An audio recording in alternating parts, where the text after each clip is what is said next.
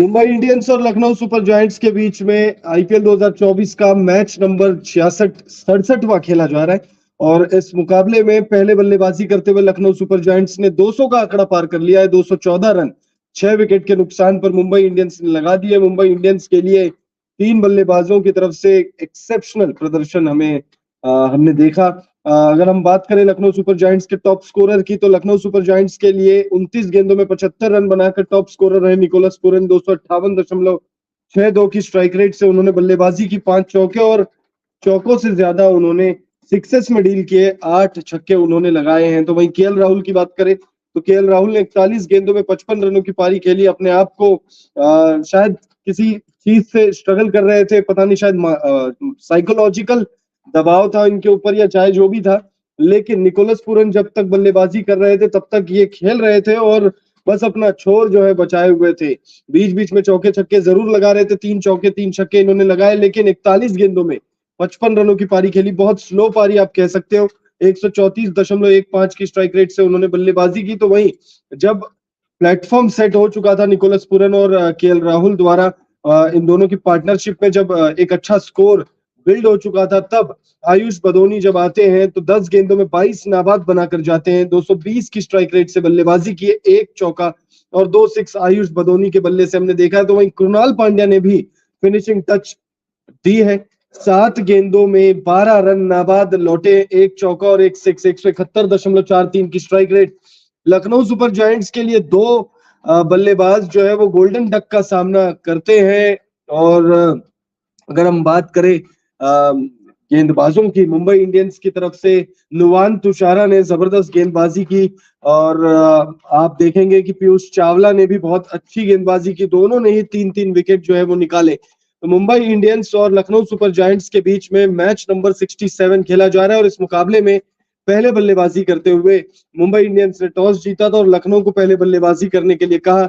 Lucknow super giants ने पहले बल्लेबाजी करते हुए 214 रन लगा दिए 6 विकेट के नुकसान पर।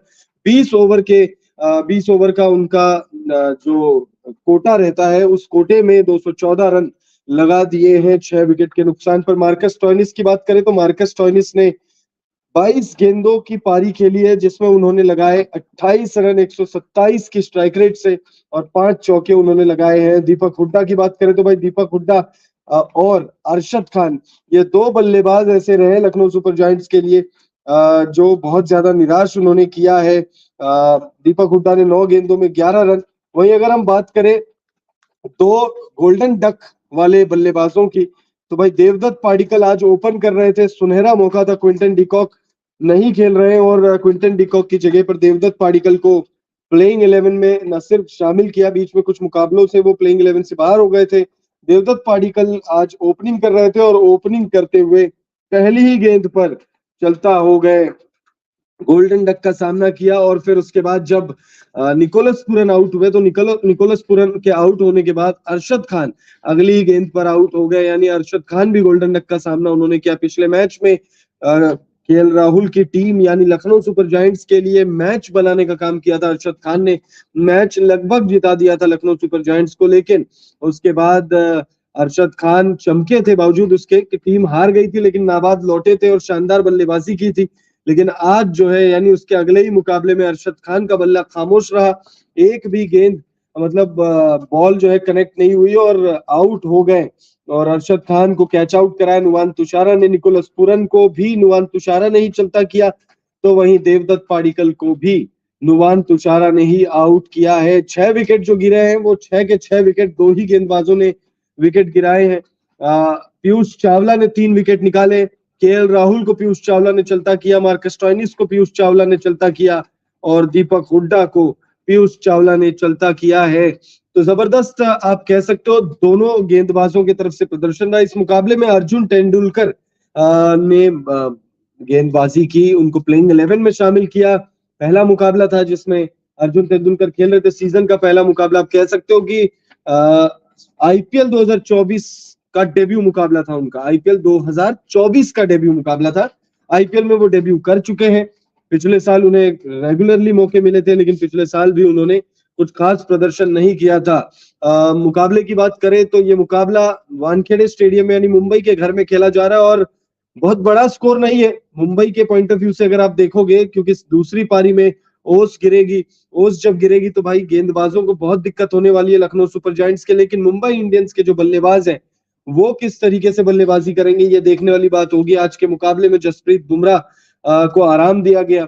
जसप्रीत बुमराह आज के मुकाबले में नहीं खेल रहे थे। जसप्रीत बुमराह को T20 वर्ल्ड कप के मद्देनजर आराम दिया गया है। और मुंबई इंडियंस वैसे भी इस मुकाबले में कुछ था नहीं मुंबई इंडियंस के लिए। ऐसा भी नहीं था कि मुंबई इंडियंस अगर इस मुकाबले को जीतेगी तो कोई बहुत बड़ी बात हो जाएगी। तो मुंबई इंडियंस के लिए इस मुकाबले में वैसे भी कुछ नहीं था।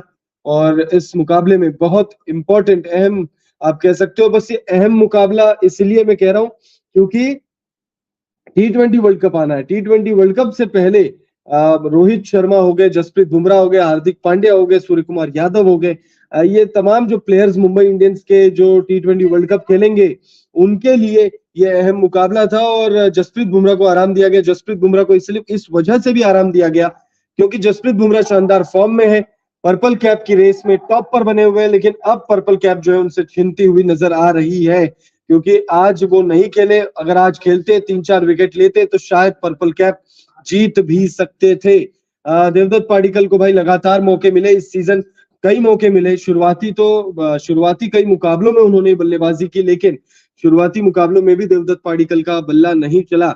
लेकिन बल्ला आज चला भाई केएल राहुल का। केएल राहुल ने बहुत अच्छी बल्लेबाजी की, 41 गेंदों में 55 रनों की पारी खेली, 134.15 की स्ट्राइक रेट से बल्लेबाजी की, 3 चौके और 3 छक्के उन्होंने लगाए। वीडियो को लाइक कर दीजिए अगर आप लोगों ने वीडियो को लाइक नहीं किया है तो, और अगर चैनल को सब्सक्राइब नहीं किया तो चैनल को सब्सक्राइब कर ले। अगर ये वीडियो फेसबुक पेज पर देख रहे हैं तो फेसबुक पेज को भी फॉलो करें। निकोलस पूरन 29 गेंदों में 75 रनों की पारी, 258.62 की स्ट्राइक रेट, 5 चौके और 8 गगनचुंबी छक्के उन्होंने लगाए। मुंबई इंडियंस को इस मुकाबले को जीतने के लिए 215 रनों की दरकार है। 215 रन कोई बहुत बड़ी बात नहीं है। मुंबई के वानखेड़े स्टेडियम को अगर आप मद्देनजर रखते हुए देखें तो 215 रन कोई बहुत बड़ी बात नहीं है, कोई बहुत बड़ा टोटल नहीं है। लेकिन हाँ, 200 के ऊपर का कोई भी टोटल T20 गेम में बहुत बड़ा टोटल होता है। अब इस मुकाबले में किस तरीके की बल्लेबाजी होगी ये देखना बहुत ज्यादा दिलचस्प होगा क्योंकि मुंबई इंडियंस जाते जाते जरूर कुछ अच्छा करना चाहेगी। यादें आप कह सकते हो कि यादें। और सबसे बड़ी बात यह है कि भाई ऐसा कहा जा रहा है कि भाई रोहित शर्मा मुंबई इंडियंस की जर्सी में आखिरी मुकाबला खेलेंगे। अगले सीजन हो सकता है मुंबई इंडियंस का साथ छोड़ दे रोहित शर्मा क्योंकि मेगा ऑक्शन होने, और हो सकता है कि रोहित शर्मा अपने आप को रिलीज करवा ले मुंबई इंडियंस से। बहुत सारे रूमर्स हैं, बहुत सारी बातें हो रही है रोहित शर्मा को लेकर। तो भाई मुंबई इंडियंस के लिए तो बहुत ही इंपॉर्टेंट ये मैच है क्योंकि रोहित शर्मा, कैप्टन रोहित शर्मा, हालांकि आप कैप्टन नहीं है लेकिन मुंबई इंडियंस के लिए तो हमेशा रोहित शर्मा ही होंगे उनके सबसे बेहतरीन कप्तान, जिन्होंने न सिर्फ 5 आईपीएल खिताब जीता है बल्कि चैंपियंस ट्रॉफी भी जिताई है। तो रोहित शर्मा की कप्तानी में मुंबई इंडियंस काफी ज्यादा सफल रही है। और इस सीजन की शुरुआत से पहले हार्दिक पांड्या को कप्तान बना दिया गया था और इस सीजन जिस चीज की उम्मीद मुंबई इंडियंस को नहीं थी वही हुई है भाई। मुंबई इंडियंस ने सोचा कि भाई हार्दिक पांड्या ने गुजरात को इतनी सफलता दिलाई है तो हो सकता है मुंबई इंडियंस की जीत, जो ट्रॉफी का सूखा है उस सूखे को खत्म करेंगे। 2-3 साल हो चुके थे, 3-4 साल हो चुके थे मुंबई इंडियंस को ट्रॉफी जीते हुए। 21 में लास्ट ट्रॉफी जीता था, तो 20 में ट्रॉफी लास्ट जीता था। उसके बाद जो है मुंबई इंडियंस ट्रॉफी नहीं जीती। 13, 15, 17, 19, 20, हाँ 5 ट्रॉफी मुंबई इंडियंस ने जीते, 2013 में, 2015 में, 2017 में, 2019 में और 2020 में। यानी 19-20 में बैक टू बैक जीता और उसके बाद 4, ये चौथा साल है जब मुंबई इंडियंस ने ट्रॉफी नहीं जीती है।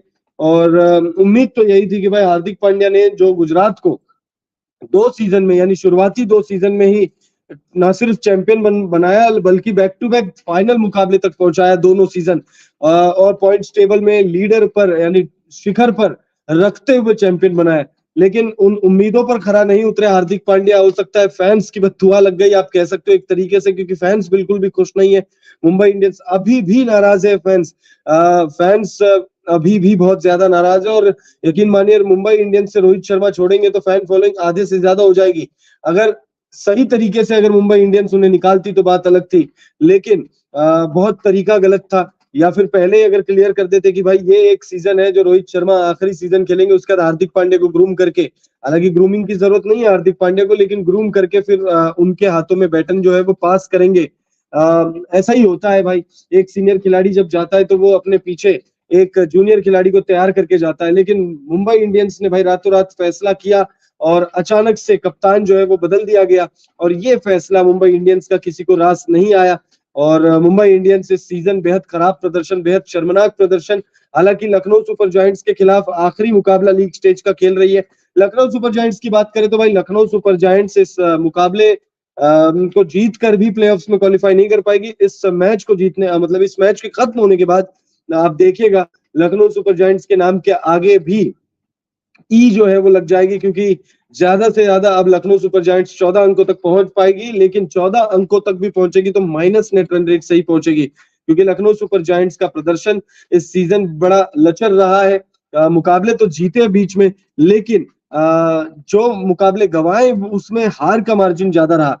अगर हार का मार्जिन ज्यादा नहीं होता तो शायद लखनऊ सुपर जायंट्स इस मुकाबले को जीत कर भी प्लेऑफ्स में क्वालिफाई कर जाती।